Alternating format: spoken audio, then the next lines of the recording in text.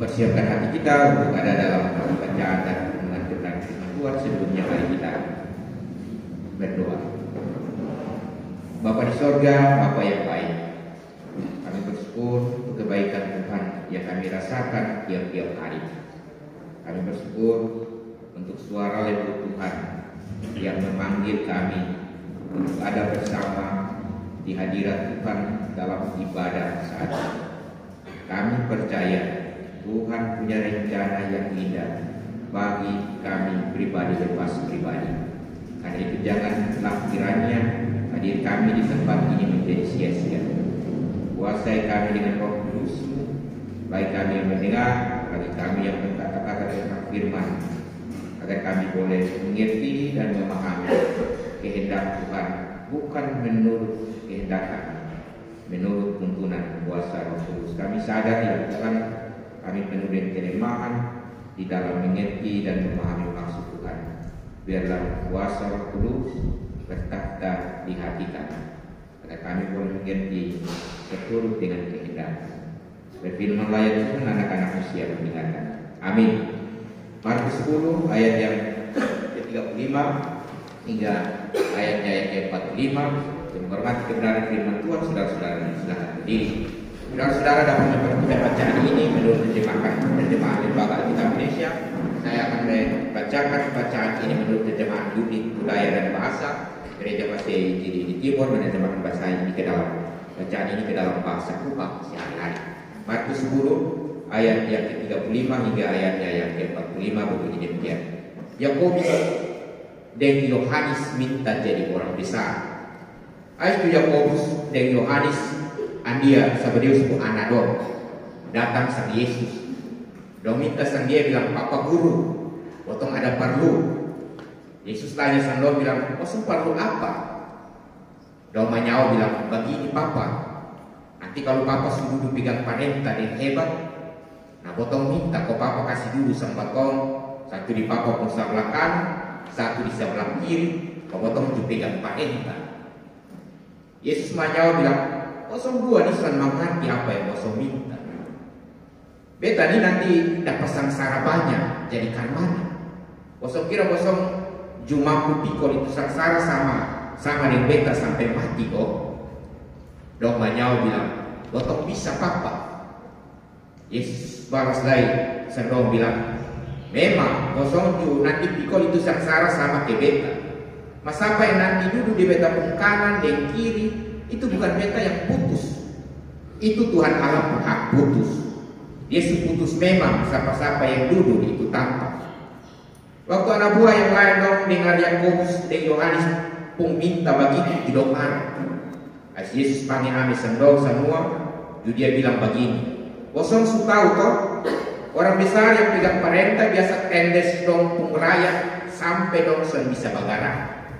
Dan kepala-kepala dari bangsa yang terkenal sang Tuhan Allah, dong kasih parenta lebe-lebe sampai dong rakyat yang bisa angkat kapal. Nah, kosong sang boleh begitu. Siapa dari kosong yang mau jadi besar, dia mesti jadi sama tukang suruh-suruh melayani orang lain. Dan orang yang mau jadi kepala, dia mesti bikin diri sama ke jomos. Beta manusia sejati bukan datang ke orang layani sang beta. Nah, beta datang melayani banyak orang. Beta datang kasih beta pun hidup antero-antero, tebus ame banyak orang dong pun salah-salah. Itu juga kebenaran firman Tuhan, berbahagia kita mendengarkannya, memelihara dan melakukannya dalam hidup kita tiap-tiap hari. Haleluya.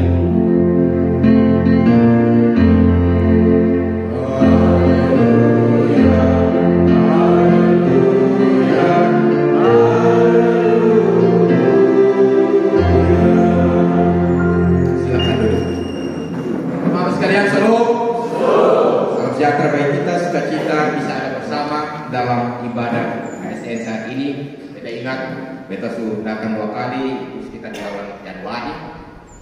Itu mungkin baru tahun baru, jadi banyak sekali orang waktu itu. Dan hari ini juga saya lihat banyak sekali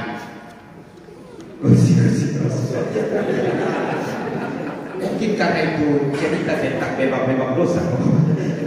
itu kami bercerita tentang Tuhan melepaskan bebak-bebak dosa.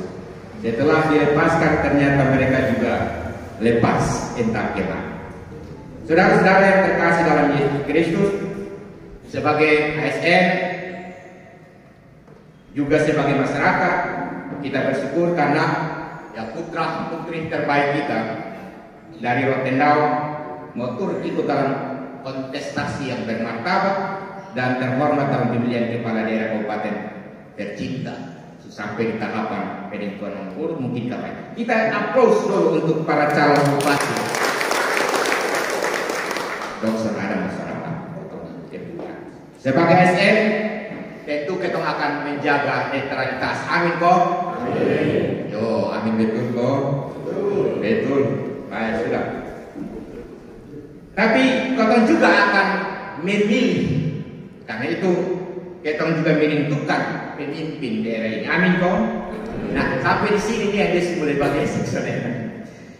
Pak Mama, banyak yang pasti akan bertanya-tanya, siapa yang akan terpilih nanti, bagaimana memilih pemimpin yang tepat. Terus Tuhan pun kehendak terhadap ini pemimpin nanti di daerah ini yang seperti apa, pemimpin yang dikehendaki oleh Tuhan. Pasti ada di benak kita masing-masing. Omong tentang pilih memilih, beta memori masa lalu muncul. Bapak, Ekda, begini-begini beta di mantan caleg juga, calon legislatif, mantan caleg 2008, 2014, 2019. Beta umur sebagai mantan caleg. Nah, karena mungkin latar belakang mantan itu, ketika Bapak hubungi sampai beta bilang ini pas momen pilkada potong omong agak tidak sedikit menyangkut dengan pemilihan kepala daerah. Beta bilang, Bapak temanya pemimpin yang melayani. Bapak bilang, Pemerintah bilang minggu lalu kau beromong tentang itu. Jadi kau mulai pusing sudah mencari tema, akhirnya temukan tema ini melayani bukan dilayani.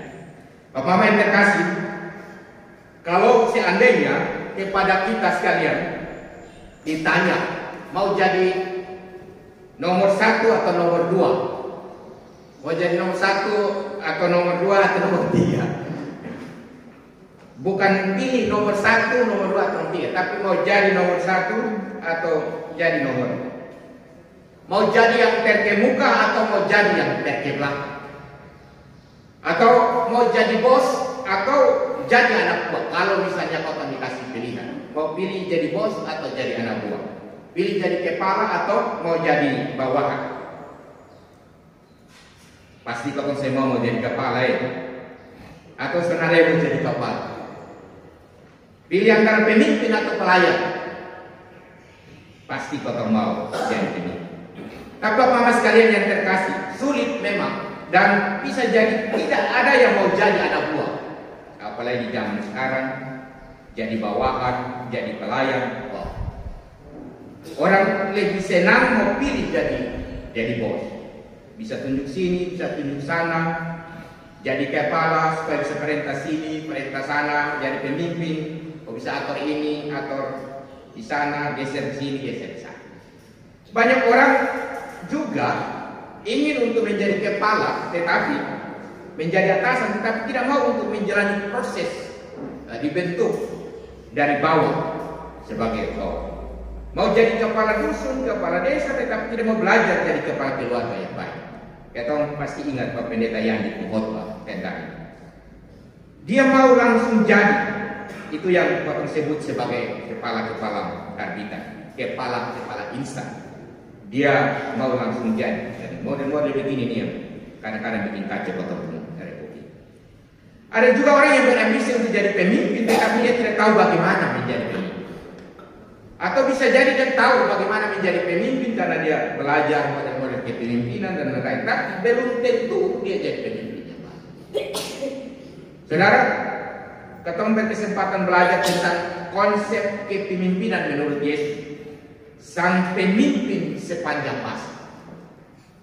Yesus sudah kasih tunjuk teladan contoh bagaimana menjadi pemimpin yang tidak hanya baik, karena yang baik ini banyak, yang kelihatan baik juga banyak, tetapi tidak semua pemimpin yang baik itu benar. Tapi pemimpin yang benar itu pasti adalah pemimpin yang baik. Dan Yesus menawarkan ini model kepemimpinan hamba atau kepemimpinan pelayan. Pemimpin yang melayani dan pelayan yang memimpin. Sebagai satu konsep kepemimpinan yang terbaik, yang benar, serta telah teruji sepanjang perjalanan sejarah kepemimpinan. Dan itu kita catat beberapa hal penting tentang menjadi pemimpin, menjadi kepala, dan semua orang mau itu tempat. Dalam bacaan kita, semua mau itu tempat sebagai kepala pemimpin. Tetapi siapa-siapa yang duduk di itu tempat, Tuhan Allah Tuhan putus dan dia suputus beta. Kalau menurut terjemahan bahasa Kupang sehari, Markus 10 ayat 35, ini cerita menarik tentang Zebedeus anak dong, dia Yakobus dan Yohanes, dong datang ketemu Sang Yesus, dong ada perlu Sang Yesus, dong mau minta Sang Yesus.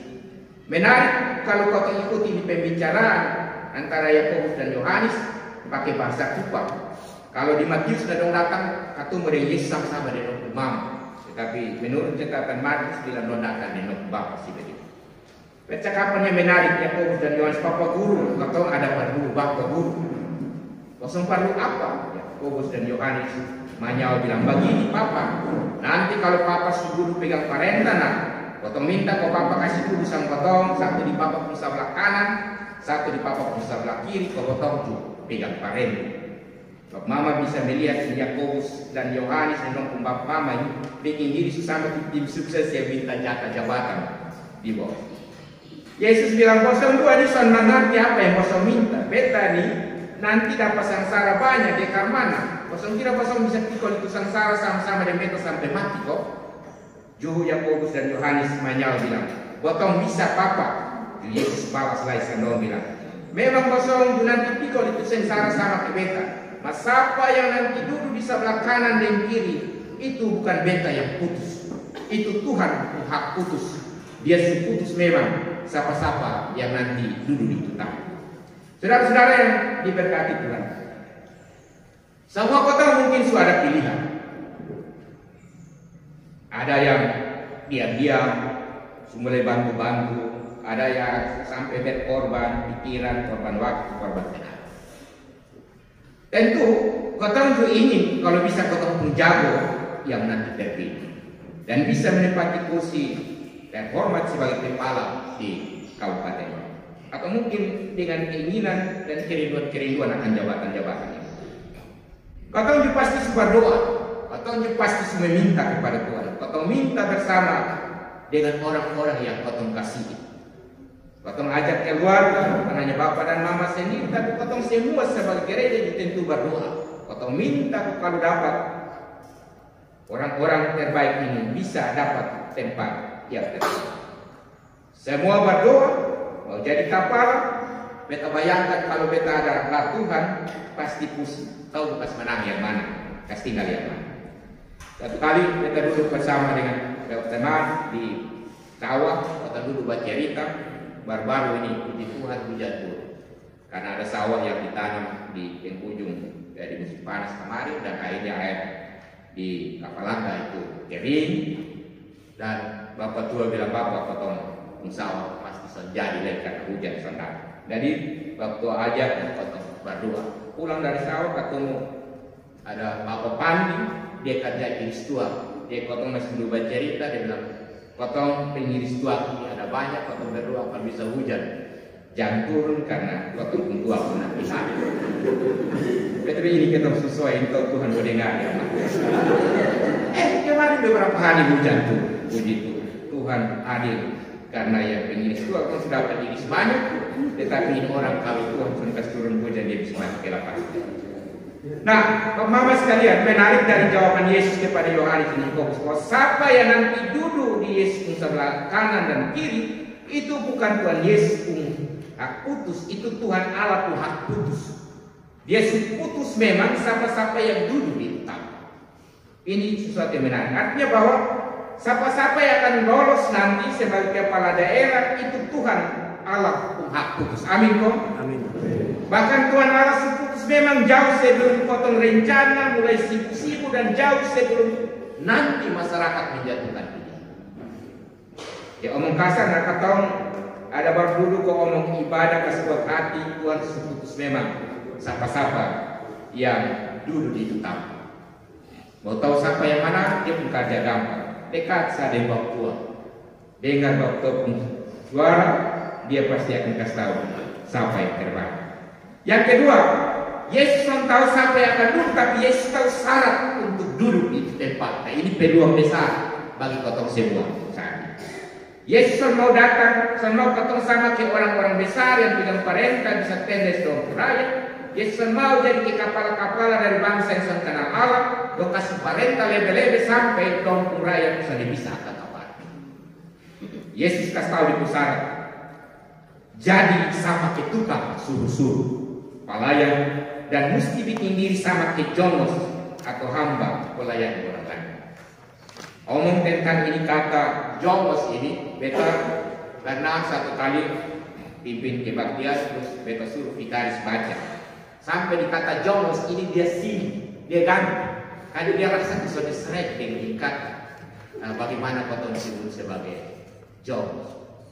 Tapi mau pikir-pikir memang kita jongos. Itu karena kata jongos potong melayani masyarakat. Menarik, kemarin Ibu Pendeta sudah bercerita banyak Matius pasal 9 menanyakan kemungkinan bahwa akan memperoleh posisi saat sukses kepemimpinan. Dan ini terjadi ketika Yesus kasih tahu Yesus penderitaan, bahwa Yesus akan menderita. Tetapi ketika dong dengar Yesus menderita, dong justru tersosok kau minta jabatan dan lain sebagainya. Nah, untuk kesekian kali Yesus jelaskan kepemimpinan itu adalah pelayanan.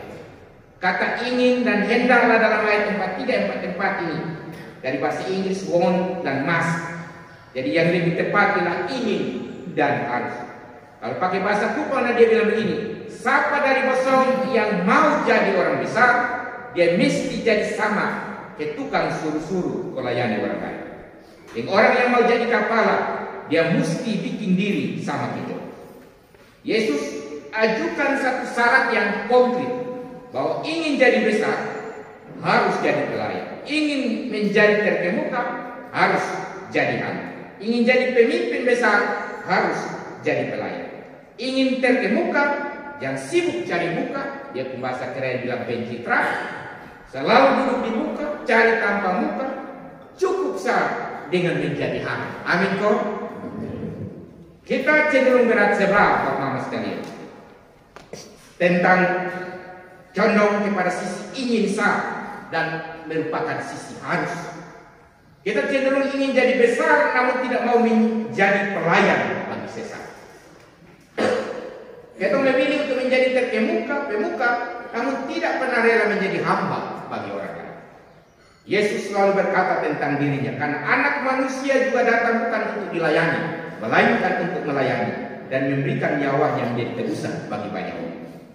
Ini prinsip kepemimpinan Yesus yang tidak dimengerti oleh Yohanes dan Yakobus yang hanya menginginkan mahkota, mau menjadi besar namun menghindari sana. Mau mengejar kemuliaan tetapi menjauhkan penderitaan.